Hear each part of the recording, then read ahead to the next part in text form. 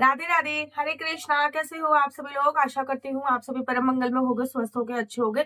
श्री धाम वृंदावन में बहुत ज्यादा सर्दी है। आप लोगों के वहां पे सर्दी का टेम्परेचर कितना है मुझे कमेंट्स करके बताइए। श्री धाम वृंदावन में दिन में 7 डिग्री टेम्परेचर है और शाम को 3-4 डिग्री टेम्परेचर जा ही रहा है। तो चलिए आप प्रारंभ करते हैं। आप लोगों को पता है पोष का महीना चल रहा है जिसको खर मास भी बोलते हैं। खर मास में कोई भी शुभ और मांगलिक कार्य की मनाही होती है, लेकिन खर मास में कोई भी शुभ और मांगलिक कार्य की मनाही है, लेकिन ऐसा नहीं है कि खर मास में कोई भी पूजा अर्चना वंदना नहीं होती हो। हाँ, पूरे साल भर में 24 एकादशी आती है और जब भी अधिक मास होता है तब आती है 26 एकादशी। तो अब आ रखी है जो एकादशी उसका नाम है सफला एकादशी। कहते हैं नाम के अनुरूप ये एकादशी है, नाम के अनुरूप फल देने वाली, अर्थात इस एकादशी का व्रत रखने से जीवन में हर प्रकार की सफलता आपको मिलती है। किसी भी क्षेत्र में आप नौकरी में सफलता पाते हो, पाना चाहते हो तो इस एकादशी का व्रत रखना चाहिए। अगर आप परीक्षा में सफलता पाना चाहते हो तो इस एकादशी का व्रत रखना चाहिए। अगर आप अपने वैवाहिक जीवन में, जैसे कि आपस में बॉन्डिंग बहुत अच्छी ना बैठ रही हो, आपस में रिलेशनशिप बहुत अच्छा ना हो, वैवाहिक जीवन में सफलता पाना चाहते हो तो इस एकादशी का व्रत रखने की शास्त्रों में मान्यता बोली गई है। एकादशी का व्रत हमेशा त्रिदिवसीय व्रत की श्रेणी में रखा जाता है, अर्थात 10वीं तिथि से ही एकादशी व्रत के नियम लागू हो जाते हैं। जैसे कि 10वीं तिथि पे किसी भी प्रकार की कोई मांस पत्रा सेवन का उपयोग नहीं करना होता। 10वीं तिथि पे संपूर्ण ब्रह्मचर्य का पालन करना होता है। 10वीं तिथि पे कोई भी काम वासना क्रीड़ा को अंजाम नहीं देना होता। 10वीं तिथि पे लहसुन प्याज मांस मदिरा का सेवन नहीं करना होता। 10वीं तिथि पे सूर्यास्त के बाद भोजन भी करने की मनाही होती है। इनफैक्ट 10वीं तिथि पे चावल भी नहीं खाने चाहिए। और अगर कंपलसरी हो, जैसे कि आप लोग ऑफिस से आ रहे हो, 8-9 बज जा रहे हैं, तो आप फलाहार कर सकते हो, क्योंकि बात ऐसी होती है कि 10वीं तिथि पर जो हम भोजन खाते हैं वो मैक्सिमम टाइम ऐसा होता है कि 12 बजे तक पच नहीं पाता है और तब वो एकादशी तिथि प्रारंभ हो जाती है और वो भोजन हमारे शरीर में रहता है। कहते हैं एकादशी पे अन्न का एक क्षण भी हमारे शरीर में नहीं रहना चाहिए। 10वीं तिथि पर आपको दातुन वगैरह करके या फिर पेस्ट वगैरह करके सोना चाहिए, क्योंकि एकादशी पर पेस्ट वगैरह करने की मनाही होती है। अच्छे से मुख की शुद्धि करके आपको 10वीं तिथि पर सोना चाहिए। एकादशी तिथि पर सुबह सुबह ब्रह्म मुहूर्त में उठना चाहिए। पानी में कुछ ना कुछ डाल के स्नान करना है। गंगा जल हो गया, यमुना का जल हो गया, सप्त नदियों में से किसी भी नदी का जल डाल के आप स्नान कर सकते हो। नहीं तो आंवले का रस डाल के स्नान कर सकते हो, आप दूध डाल के स्नान कर सकते हो, आप दही डाल के स्नान कर सकते हो, ठीक है ना। आप आंवले का चूरन डाल के स्नान कर सकते हो, कुछ नहीं तो आप नींबू डाल के स्नान कीजिए, लेकिन खाली पानी से स्नान करने की एकादशी पे मनाही होती है। स्नान करने के बाद पीले रंग के आपको वस्त्र पहनने होते हैं, क्योंकि भगवान श्री हरि विष्णु को पीताम्बरधारी बोला जाता है, इसलिए पीले रंग के वस्त्र पहनने की शास्त्रों में बहुत बड़ी महिमा है। पीले रंग के वस्त्र पहनिए। पीले रंग के वस्त्र पहनने के तत्पश्चात आपको क्या करना है, अपने घर पे जो भी बाल गोपाल लड्डू गोपाल है, अगर है तो बहुत अच्छी बात है, अगर नहीं है तो आपके घर का जो भी मंदिर प्रांगण है वहां पे जल की छींटे मारिए।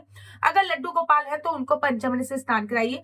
जुगल जोड़ी सरकार है तो उनको भी स्नान करा के इस दिन वस्त्र अवश्य बदलिए, क्योंकि जुगल जोड़ी सरकार को रोज डेली स्नान तो कराया जाता है, जल की छींटे तो मारी जाती है, लेकिन नित्य उनके वस्त्र नहीं बदले जाते। तो कम से कम 15 दिन में एक बार या 10 दिन में एक बार नियम बांध लीजिए। लड्डू गोपाल को तो रोज स्नान कराया जाता है, लेकिन लड्डू गोपाल को भी स्नान के नियम बांधिए अगर घर पर है, कि हम एकादशी वाले दिन, पूर्णमासी वाले दिन, अमावस्या वाले दिन इनको हमेशा अमावस्या वाले दिन इनको पंचामृत से स्नान कराएंगे। उसके बाद आप लोगों को व्रत के लिए संकल्प लेना है।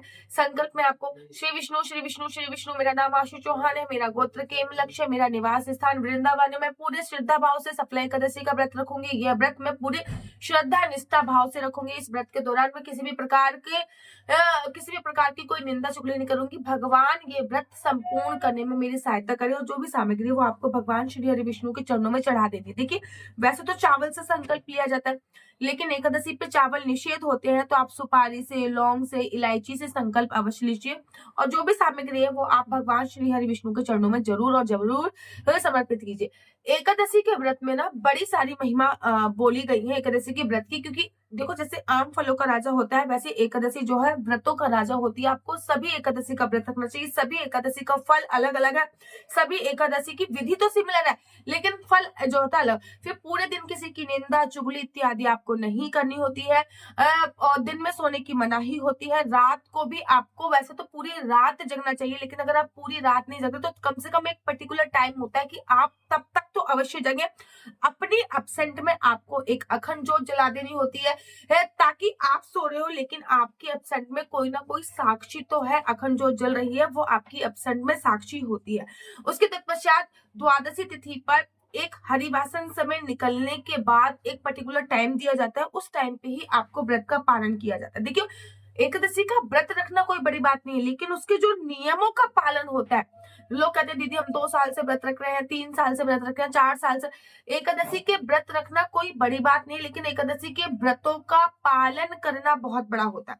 एकादशी के व्रतों का पालन आप तभी कर सकते हो जब आप पूरी श्रद्धा भाव से एकादशी के व्रत के नियम करो, फिर एकादशी का व्रत करो, उसके बाद ही आपको एकादशी के व्रत का संपूर्ण फल प्राप्त होता ही होता है। द्वादशी तिथि पे किसी ब्राह्मण को भोजन करा के आपको एकादशी के व्रत का पालन करना चाहिए। हर एकादशी पे अपना एक अलग भोग होता है और हर एकादशी पे पालन का जो समय होता है वो अलग होता है, वो मैं दूसरी वीडियो में बताऊंगी कि पालन का क्या समय है, या फिर एकादशी पे भगवान का श्री हरि विष्णु का प्रिय भोग क्या है।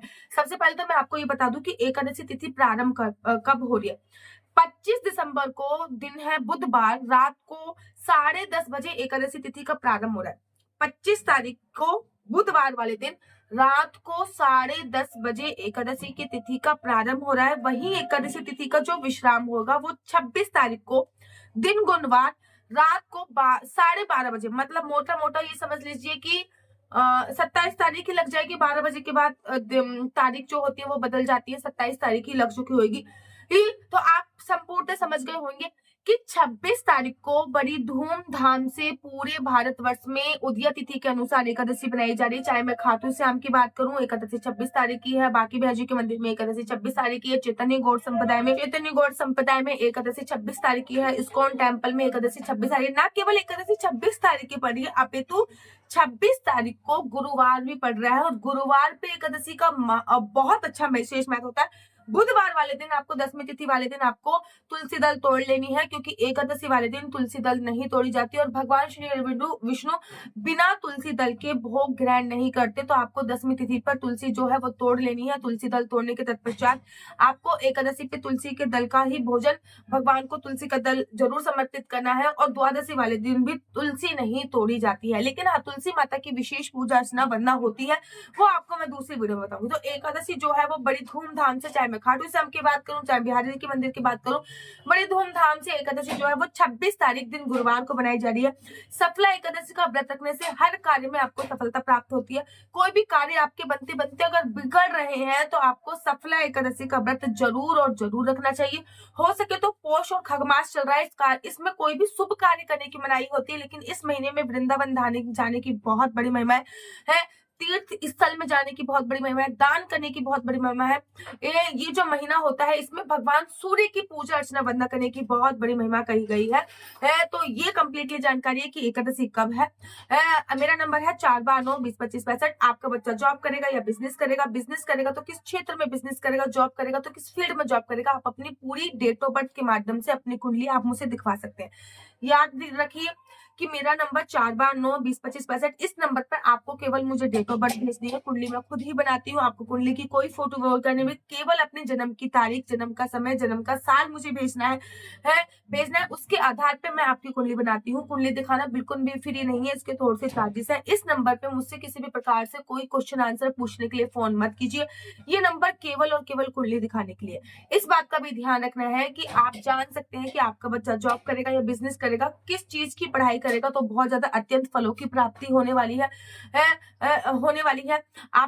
आपका फ्यूचर क्या होने वाला है, आपकी मैरिज लाइफ में कोई प्रॉब्लम आ रही है तो आप क्या कर सकते हैं, आपका विवाह का योग कब बन रहा है, संतान प्राप्ति का योग कब बन रहा है, लकी नंबर, लकी कलर, सरकारी नौकरी के कितने चांसेस है, इंडिया के बाहर जाने के कितने चांसेस है, ये सभी जानकारी मैं आपको कुंडली के माध्यम से प्रोवाइड कराती हूँ। लेकिन कुंडली दिखाना बिल्कुल भी फ्री नहीं है, कुंडली दिखाने के थोड़े से चार्जेस है। और इस नंबर पर मुझसे किसी भी प्रकार से कोई क्वेश्चन आंसर पूछने के लिए फोन मत कीजिए। अगर आपको मेरी वीडियो अच्छी लगती है तो आप अपना यूट्यूब चैनल हरि बोल को लाइक शेयर सब्सक्राइब करना बिल्कुल भी मत भूलिए। तब तक के लिए मुझे दीजिए इजाजत। राधे राधे, हरे कृष्णा, हरि बोल।